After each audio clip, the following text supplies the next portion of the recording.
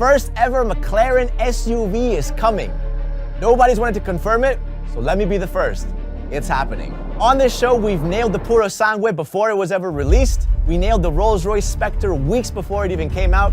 We even got the rims right. I have no idea how that happened, but we got the rims right. The Lamborghini Tormenta hasn't yet been revealed, but it should look something like this. So now we're on to the next car, the first ever McLaren SUV. And as always on the show, I'm gonna show you guys the front, the back, and even the interior. Before even getting started, I want to mention 2 points. Number one, this SUV will probably go into production around the year 2025 to 2026 and be revealed in 2024. So we're still gonna have to wait a while before they reveal anything.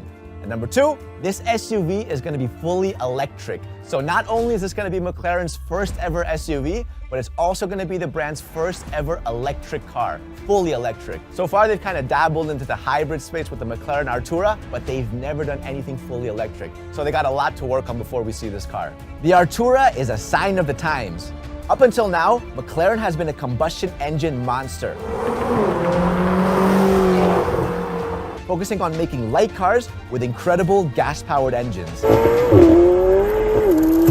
This has been the case since Bruce McLaren founded the company in 1963, only 7 years before he tragically died on a racetrack. Bruce McLaren himself was an incredibly passionate race car driver, designer, and engineer.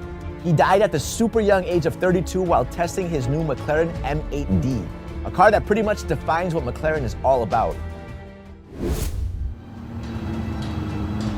McLaren's been financially struggling for a while now, and seeing Porsche, Lamborghini, and now Ferrari just raking it in kind of forces them to snap back to reality, and they have. A man by the name of Michael Leiters became the CEO of McLaren over in July. You want to know what Michael Leiters' last project was? The Ferrari Puro Sangue. You want to know where he was before the Ferrari Puro Sangue? Over at Porsche as a project manager developing the Cayenne. When asked about a potential McLaren SUV, Michael Leiters, the now CEO, told Autocar, "I developed an SUV at Ferrari, I developed an SUV at Porsche, so I love SUVs. We're not gonna make this car for me, yet I think it's a really important market." I think it doesn't matter what product you add to your product lineup. I think it's important that you maintain your DNA. You have to have a credible product for your brand. That's a lot of SUV loving for somebody working somewhere that's never made an SUV. In another interview, Michael Leiters confirmed that McLaren was looking to expand its portfolio into new areas to generate more revenue. He also said that with today's lithium-ion batteries, he wouldn't want to make a fully electric supercar as it would weigh too much and wouldn't handle as well as an ICE or hybrid McLaren. However, an electric SUV or limousine would be okay, as handling would not be as important and you could make it extremely powerful. Now look, these are just words and there's nothing official yet, but if I was a betting man, I'd put my money, a lot of it, on McLaren revealing a fully electric SUV in the coming years. Assuming they're already in the early stages right now, we should get a reveal by 2024 and see it on the roads by 2025 or even 2026. And a lot can change by then. I mean, they might even go beyond electric. They might start doing hydrogen cars. Back in December 2021, McLaren already came out with a fully electric SUV, but it was an off-road racer. It was built for competition in the Extreme E Championship, a motorsport that aims to promote sustainability and climate awareness. It's even gotten messages on the paint job like ecosystems and race to zero, presumably race to zero emissions. So again, this SUV looks cool and all, but it's very far from being a road-legal sporty crossover. So we had to design one ourselves. While this is unofficial, based on my research, online rumors, and my teammates' opinions, this is what we believe a fully electric McLaren SUV could potentially look like. Right there, look at that. You see how it looks like a crossover? It's much lower than a normal SUV, very sporty, huge freaking rims, very aggressive. It has a similar size to the Ferrari Puro Sangue. Quick observation, while you only see one flush door handle, this car will in fact have 4 doors like an SUV. And look, this is where we have to speculate a little bit. Because the Ferrari Puro Sangue surprised everyone by having suicide doors in the back, we gotta try to make a bold prediction. Now McLaren's got the iconic butterfly doors that go like this. Actually, they go like that. It would be pretty weird for a 4-door McLaren to feature normal, boring ass doors. So maybe, while I don't think it's likely that they would have like a double butterfly door, what they could potentially have is butterfly doors in the front, on a crossover by the way, which would look freaking crazy. And in the back, have suicide butterfly doors. Now, okay, we're getting a little bit carried away. This is a bit of a speculation. Over at the front, we can see the iconic McLaren face with those eyes. This time it's a little bit bigger than normal, of course, because it's got to fit the new proportions. It does have intakes, even though it doesn't have an engine. This would just basically be to help cool the brakes, cool the batteries, maybe some of the electronics in the middle, but we would expect to have some frunk space. It's also got the two-tone side view mirror cups, which I think looks awesome always. It's got a blacked out roof, kind of like a two-tone car in general. This is like what a lot of cars have been going for lately. And it's got gigantic 23-inch rims, a little bit more modernized as well. Right above the rims, you'll see the little vents, you know? It's got a lot of features from the Artura if you look closely.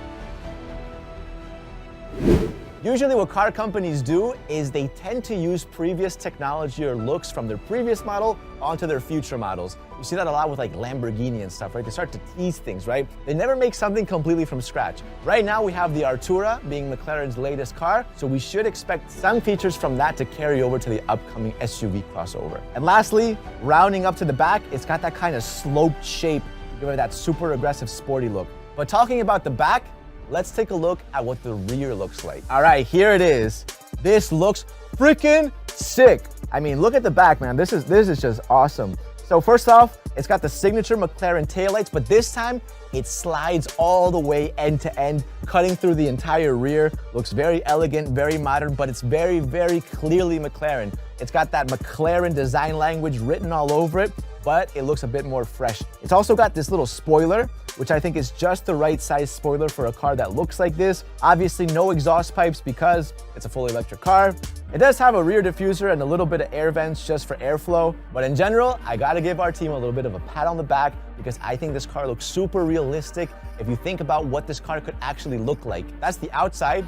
You guys probably wanna see the inside, right? All right, let's open the door. Don't forget, butterfly and suicide butterfly. Let's open the doors up and jump inside. So on the inside, the first thing you'll see is that this car looks spacious for once. McLarens aren't spacious, they never are. Now you get more space, more legroom, a bigger armrest in general, that's a relief. You know, a lot of McLarens right now, they have this Alcantara leather, everything is very racy, everything's vibrating on the inside, it's loud.